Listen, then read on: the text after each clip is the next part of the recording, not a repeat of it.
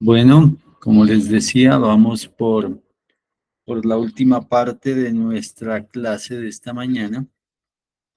Cerramos el tema de los, bueno, no queda cerrado, pero nosotros llegamos hasta esta parte con el tema de los residuos sólidos y los microplásticos y cómo todo eso afecta los sistemas acuáticos. Vamos a iniciar hablando del agua como sistema. Pero para hablar del agua como sistema tendremos que definir primero qué es el sistema. ¿Qué es un sistema? Yo les voy a dar una aproximación conceptual de lo que es un sistema. Un sistema se puede entender como un conjunto de elementos que funcionan, que están interconectados, que son interdependientes, unos elementos que obtienen información y otro tipo de materias para funcionar y que tienen un límite. El sistema siempre tiene un límite, un espacio dentro del cual funciona y tiene también un objetivo, una misión o una función.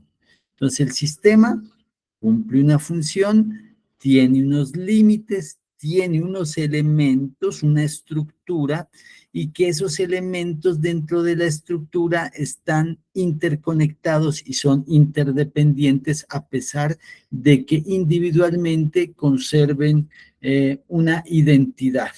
Se los puede diferenciar claramente dentro de un sistema. Otra característica de los sistemas es que los sistemas están inmersos en otros sistemas más grandes. Y otra característica es que dentro de un sistema pueden existir al interior otros subsistemas, ¿no? Y hay, cuando hace este análisis, los que han investigado este tema desde hace muchos años, hay por ejemplo el señor Ludwig von Bertalanffy, para que recuerden ese nombre, Ludwig von Bertalanffy, que construyó algo que llamó la teoría general de sistemas y que se ha aplicado en muchos aspectos. Iniciaron con la biología, después pasó a la economía, la administración, hoy se usa prácticamente en todo. Entonces decían que hay como dos grandes tipos de sistemas. Las clasificaciones de los sistemas son muchas y muy variadas y muchas personas los han clasificado de diversas maneras. Pero podríamos eh, utilizar esta para los efectos de ingresar al mundo del sistema hídrico.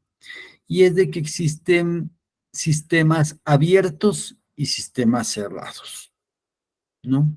Un sistema abierto es aquel que tiene intercambio de materia y energía con el exterior y con otros sistemas, ¿no? Tiene intercambio de materia y energía con el exterior y con otros sistemas.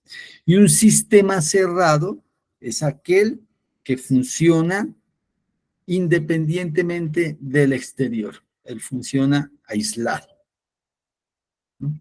Cuando empezó el ser humano a entender en perspectiva filosófica, si se quiere, todas sus construcciones sociales, psicológicas y materiales, vio que los sistemas le ayudaban a esa comprensión.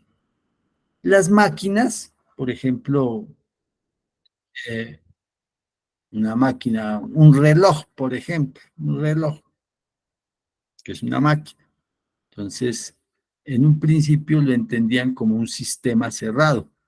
¿Por qué? Porque el reloj, independientemente de lo que pase afuera, él seguía funcionando.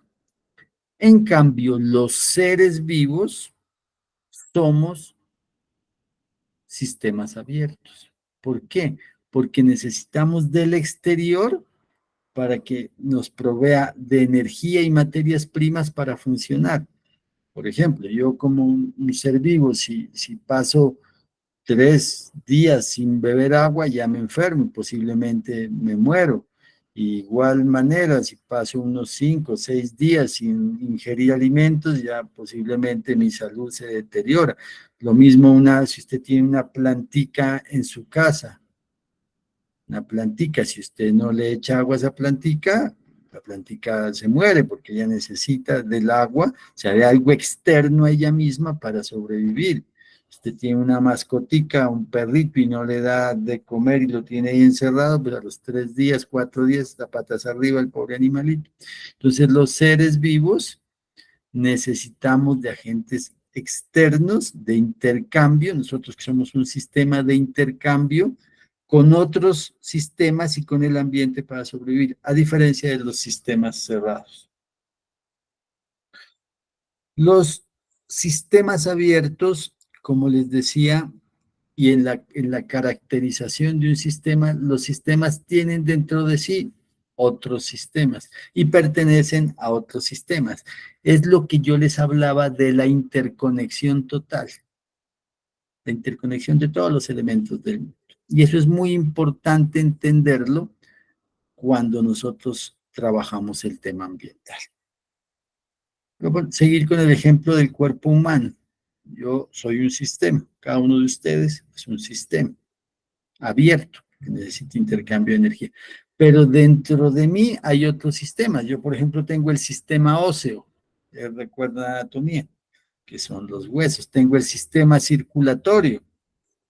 Entonces, el sistema circulatorio, por ejemplo, está compuesto por venas, por arterias, por capilares, está compuesto por el corazón que bombea la sangre, por la sangre misma y que se distribuye por todo el cuerpo y llega a todos los tejidos. Entonces hay varios elementos dentro de ese sistema. Yo tengo el sistema respiratorio, el sistema linfático, el sistema nervioso. El sistema nervioso tiene el cerebro, tiene la columna vertebral, los nervios principales, derivados, que se extienden, las neuronas, las dendritas, las conexiones, las redes neurales, todos esos son elementos de un sistema. Entonces, como se dan cuenta, a pesar de que yo en conjunto soy un sistema, soy un conjunto de sistemas también funcionando al unísono en cumplimiento de una misión fundamental, que en el caso nuestro es ese fenómeno trascendental de la vida, es estar vivos y cumplir. Ellos cumplen unas funciones específicas, el óseo cumple una función específica, el sistema muscular una función específica, el sistema sanguíneo, en fin. En cambio, que los sistemas cerrados no tienen intercambios de energía. Se pensaba que las máquinas eran como un ejemplo de esos sistemas cerrados, pero decían, no, de todas maneras, una máquina, por decir algo, un carro, pero el carro igual necesita gasolina para funcionar, y si no le ponen gasolina, que es un elemento externo, sean cierto, ¿no? Entonces ese tampoco. Y empezaron a pensar cuál era el sistema cerrado, o sea, la máquina, ellos pensaban en una máquina idealizada, perfecta, que tenía un funcionamiento permanente, y ese ha sido uno de los grandes ideales de la física, conseguir una materia, una fuente de energía permanente que la máquina pueda funcionar indefinidamente. Entonces, algunos han inventado unas cosas que reutilizan la energía, pero siempre hay algo que se llama la entropía, que es la segunda ley de la termodinámica, que hace que algo de la energía siempre se va disipando, porque por más eficiente que sea la máquina, se va perdiendo. Y con el tiempo, la máquina se detiene, por más eficiente. Entonces, el sistema cerrado se daña el concepto por el tema de la entropía. Entonces decían, ¿qué sistema cerrado habrá? Y empezaron a analizar y dijeron, bueno, el único sistema cerrado que no permite intercambio pues, con el exterior es el universo mismo, porque en el universo está todo, pues, y el universo para allá no hay nada, entonces no tiene fronteras. El universo tiene unos límites, pero en esos límites no intercambia con nada, porque más allá en el universo sería básicamente el único sistema cerrado. Y todo eso funcionaba bien hasta que Yo les suelo decir hasta que llegó Marvel. Marvel, esos los de las películas de Marvel, ¿no? Entonces, cuando Marvel dijo, decían los científicos, no, el universo es un sistema cerrado, pero llegó Marvel con el multiverso, el Doctor Strange y todos los universos posibles y se inventaron también el del hombre araña y que hay distintos universos. Bueno, eso es películas, ¿no? Pero también están científicos como Stephen Hawking. Ustedes recordarán que él era un científico inglés que vivía en una silla de ruedas, muy enfermito él, murió hace algunos años, unos pocos años, pero él creó un físico teórico muy importante, desarrolló pues todo el concepto de los agujeros negros, identificó que a través de los agujeros negros se podía pasar a otros universos, entonces creó ya la idea del multiverso como una idea consolidada y aceptada en la física, que después, pues los Hollywood y los grandes productores de contenido de entretenimiento ya llevaron al conocimiento público, ¿no? Y en realidad a veces nuestros niños conocen más de teoría cuántica y de multiverso, conocen más por las películas y por las series animadas, por los videojuegos, que lo que posiblemente les enseñamos en las instituciones educativas, porque paradójicamente, por una razón que no me han podido explicar, a nuestros estudiantes en la educación básica, media y secundaria no les enseñamos cosas tan importantes precisamente como la teoría cuántica, como estos aspectos que hoy por hoy son los que rigen la cotidianidad de nuestras vidas. El hecho de que nos estemos comunicando ahorita a través de este mecanismo, esta plataforma Meet, aquí estamos utilizando tecnología de la cuántica. Esto es pura tecnología cuántica. Nuestros celulares funcionan con tecnología cuántica, las telecomunicaciones y muchas otras cosas. Y nos lo han puesto como algo tan lejano que eso no hay que enseñarles, cuando eso es algo muy importante. Pero bueno, eso es otra cosa. Entonces, estamos en la teoría de sistemas donde todo está interconectado. Entonces, somos sistemas abiertos y los sistemas tienen unos límites y los sistemas tienen unos elementos que son interdependientes, y entonces vamos a hablar del sistema hídrico. Entonces, todo lo que tiene que ver con el agua es un sistema. Y yo les decía que en este punto había una discusión muy fuerte que dábamos con algunos colegas en la facultad cuando estábamos renovando nuestro registro y el plan de estudios. Yo les decía que no me parecía adecuado denominar a esta asignatura patrimonio hídrico. Me parecía un contrasentido porque era precisamente lo que nosotros queríamos cambiar, y era la idea que se tiene de lo natural, una idea que yo denomino una idea antropocéntrica. ¿Qué quiere decir que es una idea antropocéntrica? Una idea de que todo lo que está en lo que nosotros llamamos ambiente tiene que ser para servirle al ser humano, que todo en el planeta Tierra, incluso en el universo, está en función del ser humano. Es una visión antropocéntrica. Entonces, antropocéntrica es una palabra que se divide en el prefijo antro, antropo, y en el sufijo céntrico, es decir, que todo está centrado en la figura del hombre. Y esa idea de que todo el ecosistema planetario, todo el planeta Tierra, todo lo que nosotros conocemos en los distintos ecosistemas, tiene que servirse al hombre, se convirtió en el problema ambiental fundamental. El origen de todos los problemas ambientales es eso, que el hombre cree que toda la naturaleza tiene que estar a su servicio. En contraposición, hay otra teoría, que es la teoría biocéntrica. ¿Qué quiere decir biocéntrica? En esa teoría se defiende el hecho de que el ser humano obviamente es muy importante y tiene una importancia muy grande dentro del equilibrio del ecosistema, pero el ser humano es una más dentro de los millones de especies que han coevolucionado desde que apareció la vida en el planeta Tierra. El ser humano vino a aparecer en el planeta Tierra hace unos pocos millones de años. Hay muchos otros seres vivos que habitan este planeta millones y millones de años antes de que el hombre haya aparecido aquí sobre la faz de la Tierra. Hay un ejercicio muy interesante que nos ayuda a entender esto que les estoy mencionando, que es la presencia del hombre en el planeta Tierra. ¿Y por qué les hablo de la presencia del hombre en el planeta Tierra? Para justificar el hecho de que debemos migrar desde esta visión antropocéntrica a una visión biocéntrica. Es decir, nosotros somos importantes, pero no somos el centro del universo.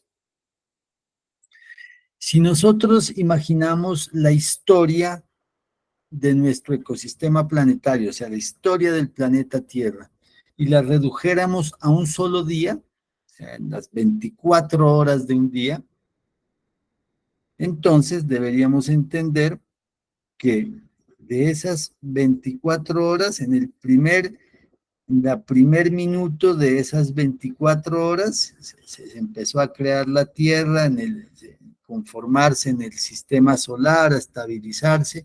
Después, aproximadamente como a eso de estamos en la hora cero, ¿no? Como a las 6 de la mañana, si han pasado 6 horas, empezaron a emerger las partículas unicelulares que después dieron origen a la vida.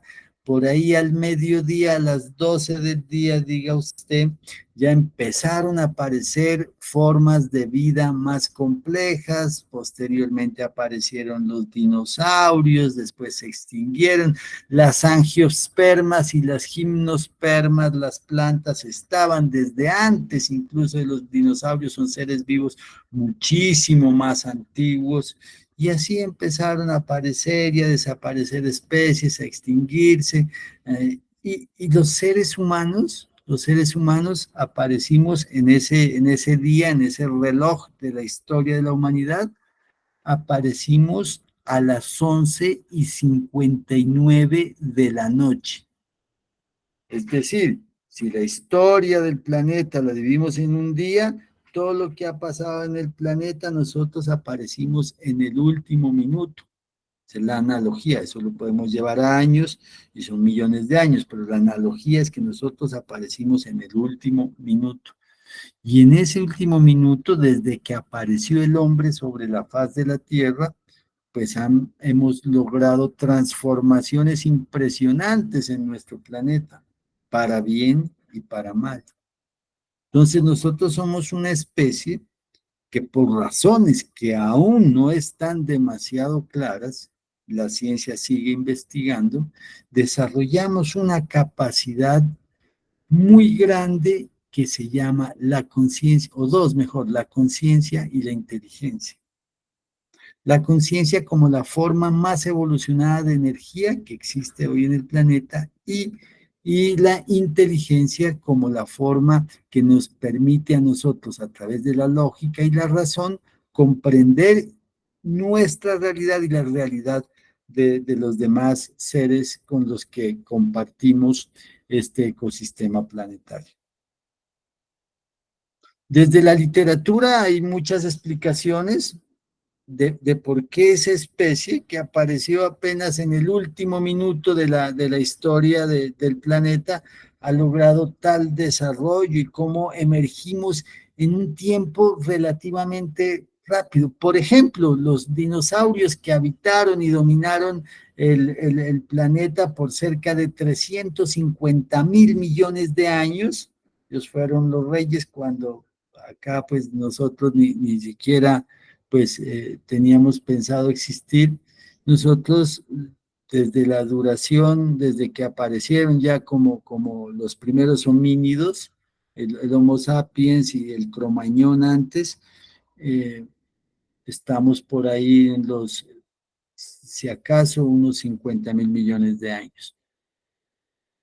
Entonces, los dinosaurios vivieron muchísimo más tiempo y dominaron este planeta antes de que nosotros estuviéramos y ya se extinguieron. Y es posible que cuando el último ser humano se haya extinguido, este planeta siga existiendo millones y millones y millones de años más. Entonces nosotros tenemos una idea, un ego, digo yo, como especie, de que somos pues lo más importante del mundo y quiero que nos demos cuenta de que obviamente pues no vamos a minimizar la importancia que tiene el ser humano, pero en la perspectiva de la historia de las especies y de la vida misma, nosotros somos una fracción. Y esa fracción, si nosotros en esos 50.000 millones de años hemos logrado la evolución y la transformación del planeta, lo más alarmante e impresionante al mismo tiempo es que de esos, pero es que póngale cuidado a los números, de 50.000 millones, solo en los últimos 200 años hemos llevado al planeta al borde del colapso. El colapso, el deterioro del ecosistema planetario se hizo en los últimos 200 años. Y regresándome un poquito para no olvidarme de mencionarles un tema, el ser humano, cuando empezó la evolución, que empezó a desarrollar una inteligencia que es un punto de quiebre, es lo que ustedes posiblemente han escuchado mencionar en la teoría de la evolución, el eslabón perdido, porque nosotros éramos un poco como se ven en algunas películas que habitábamos en las cavernas, un poco más parecidos a los simios, un poco como cavernícolas, pero de un momento a otro se empezó a desarrollar el cerebro humano y empezamos a adquirir una serie de habilidades, y ese momento en que dejamos de ser así como animales y nos convertimos ya en seres inteligentes, es como ese eslabón perdido y todavía pues no hay en realidad una explicación realmente consolidada de qué fue lo que pasó. Y ahí hay muchas elucubraciones. En un libro que yo escribí, que se llama El Tercer Planeta, se los recomiendo, a ver si puedo, lo llevo la próxima vez que veamos. Ese es un libro, es una novela, no es un libro científico, es una novela de ciencia ficción. Entonces yo doy varias explicaciones acerca de ese momento específico de la historia de la humanidad, pero son explicaciones de la ciencia ficción, como entienden, es una novela de entretenimiento. Yo digo ahí, por ejemplo, no es que tenga ningún sustento científico, sino aprovechando precisamente las licencias que le da a uno la literatura, pero hay muchos elementos de ciencia. Precisamente yo construí, elaboré ese libro con un objetivo fundamental. Yo escribí ese libro, esa novela, para ver que desde la literatura, o mejor dicho, que la literatura es una herramienta supremamente poderosa para enseñar ciencias y para enseñar educación ambiental. Entonces yo a través de ese libro, que era dedicado para mis estudiantes, para personas como ustedes, para que aprendieran de ciencia y para que disfrutaran con la literatura. Y yo lo escribí precisamente para eso. Pero hay algunas partes, pues para hacer entretenida la historia, pues que son de la imaginación de la literatura, aunque tienen muchos elementos de soporte científico. A mí me costó pues mucho tiempo la investigación de muchos elementos científicos, corroborar una cosa con otra para no cometer imprecisiones. Y eso me lleva al elemento de la interdisciplinariedad, ¿no? Que nosotros como docentes debemos recurrir a distintas disciplinas para enseñar y no debemos concentrarnos en una sola cosa. Y entonces, decía yo en ese libro, por ejemplo, que posiblemente unas culturas o unas civilizaciones más bien extraterrestres en algún momento llegaron al planeta Tierra y, por decir algo, nos dieron un empujoncito. Yo doy desde la literatura una explicación a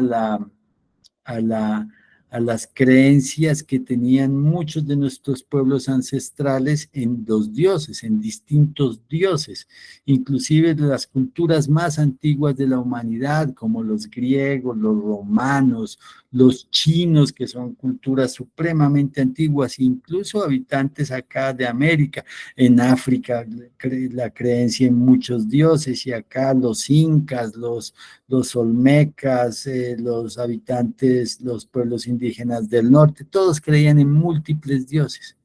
Entonces yo hago una alegoría en que esos dioses en los que creían nuestros pueblos ancestrales antiguos posiblemente eran viajeros espaciales.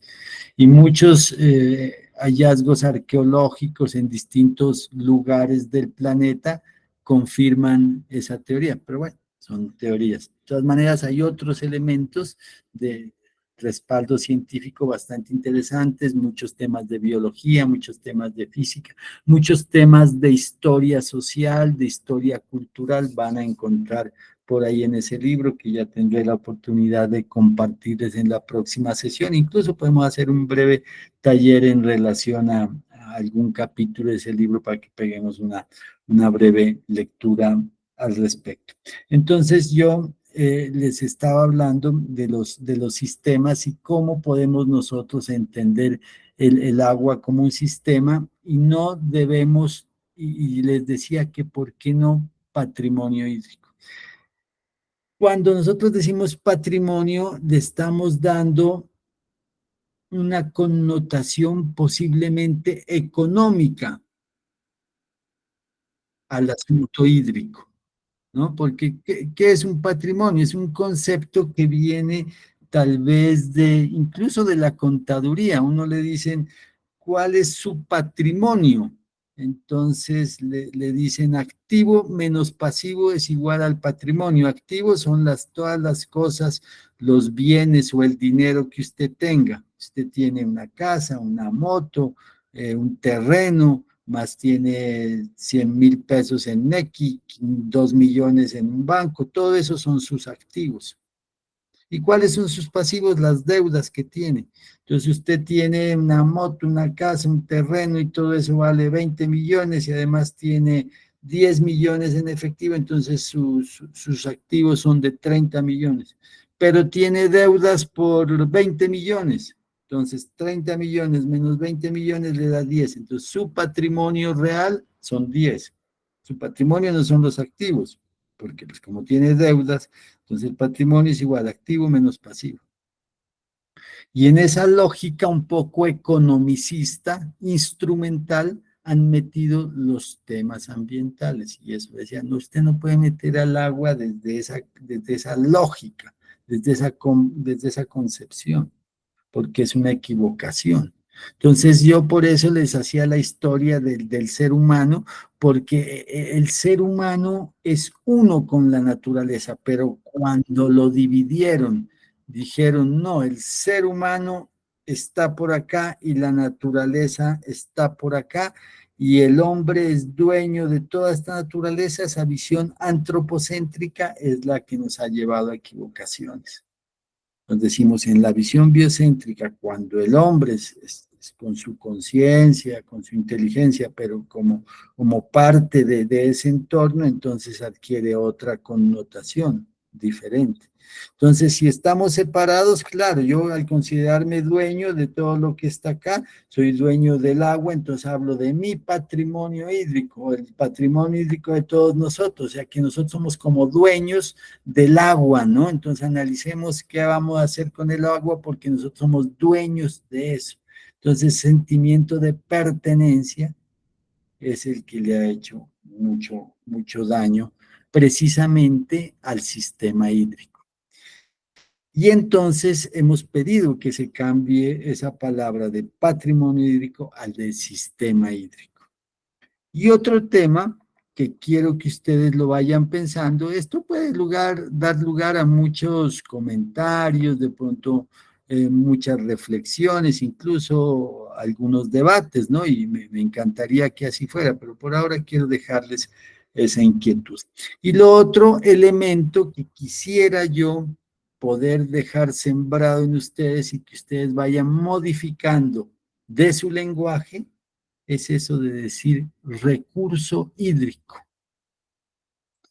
Desgraciadamente, ese es el lenguaje hegemónico que utilizan incluso a nivel de gobierno. Cuando usted dice que el agua, el sistema hídrico es un recurso, entonces le está volviendo a dar esa connotación economicista instrumental. Si es un recurso, ¿eso qué quiere decir? Que usted puede comprarlo, venderlo, utilizarlo, malgastarlo, pero cuando lo entiende en una dimensión diferente, desde la dimensión de los servicios ecosistémicos, que es necesario para el equilibrio del ecosistema, y que nosotros como unos miembros de ese mismo ecosistema, pero dotados de conciencia e inteligencia, debemos cuidarlo, es otra cosa. Pero cuando habla que es de un recurso, entonces ahí sí ya empezamos perdiendo. Y lo mismo aplica cuando dicen recurso suelo, recurso bosque, el recurso flora, el recurso aire, cuando han instrumentalizado a la naturaleza precisamente por esa visión antropocéntrica. Entonces el mensaje es de que lo hídrico no es un patrimonio, es un sistema del cual que interactúa con nosotros, con el sistema humano, y que el sistema hídrico no es un recurso, no es un recurso que pueda utilizarse, manipularse, malgastarse, porque esas concepciones ideológicas y epistemológicas son las que han hecho de que nosotros tengamos una grave crisis ambiental, ¿no? Entonces, esos dos mensajitos muy puntuales en relación al hídrico. No es patrimonio, sino un sistema hídrico, y no es el recurso hídrico, sino el sistema hídrico. Y lo mismo aplica pues para otras cosas, el sistema suelo, el sistema aire. Por eso era la explicación que me demoré un poquito tratando de enviarles el mensaje de lo que es la teoría de sistemas, ¿no? Y por qué debemos entender todo el tema de la naturaleza como un gran sistema. Y eso tiene un sustento. Por ejemplo, nosotros decimos comúnmente, utilizamos la palabra ecosistema, que es el sistema ecológico. Yo suelo, cuando me refiero, por ejemplo, al planeta Tierra, prefiero llamar el ecosistema planetario, para referirme precisamente desde la teoría de sistemas. Y como podremos, espero que ustedes vayan, quede sembrada como esta semilla y vayan analizando, y más que todo interrelacionando sus saberes desde el enfoque de la teoría de sistemas, y se van a dar cuenta de que efectivamente los sistemas permiten dar explicaciones a muchas cosas y entender la forma como los distintos elementos de la vida, de nuestra cotidianidad, actúan como sistemas y son interdependientes unos de otros, y como nosotros, como yo como ser humano en el ejemplo que les daba, tengo dentro de mí unos sistemas, pero a la vez yo pertenezco a otro sistema. Por ejemplo, yo pertenezco a un sistema académico, ¿no? En mi rol de profesor, donde yo soy un elemento, donde ustedes son otro elemento, pero también pertenezco a un sistema social que es el sistema de ser nariñense, de ser colombiano, de ser latinoamericano, y cada vez hay sistemas más grandes y unos van englobados en otros, ¿no? Puedo yo, por ejemplo, al sistema de profesores. Solo en ese sistema, entonces existen unos elementos, unos objetivos, a mi sistema familiar, también es otra cosa, y ustedes también en sus respectivos roles representan pues unos sistemas diferentes. Y nosotros entonces nos vamos desde esa idea a tratar de entender al agua como un sistema. Pero el agua se la puede entender desde distintos enfoques. Otro enfoque desde el cual podemos nosotros entender que es complementario con el enfoque de sistemas es entender el agua como un derecho. Y para eso, y con eso del agua como un derecho, vamos a iniciar nuestra sesión de mañana para hablar del agua como un derecho. Entonces yo quiero agradecerles primero la disposición que ustedes han tenido, la atención, me ha gustado mucho la participación también que han expresado en esta sesión del día de hoy. y les voy a enviar a su correo, al correo que tenemos del grupo, una presentación de diapositivas y un documentico para que le vayan echando una mirada, que es de lo que nosotros vamos a hablar. No quiere decir eso que ya se las doy para leer y que no se las voy a explicar, no, se las envío antes y mañana para que ustedes la vayan leyendo, vayan conociendo del tema y que mañana pues las explicamos y las detallamos. Y entonces yo les voy a dejar únicamente esa lectura y mañana ya acordamos el taller que ustedes van a realizar para que lo puedan entregar no la próxima semana, sino en la sesión que nos vemos dentro de 2 semanas, ¿no? Entonces vamos a acordar eso. Eso era lo que teníamos que trabajar por el día de hoy, entonces los esperaré mañana a las 9 de la mañana para terminar la sesión de este fin de semana. ¿Hay alguna pregunta, alguna inquietud? Pues estoy aquí. No, profe, de mi parte, muchas gracias. Vale, un gusto, Carlos. Cristian, perdón. Entonces voy por lo pronto a cerrar esta grabación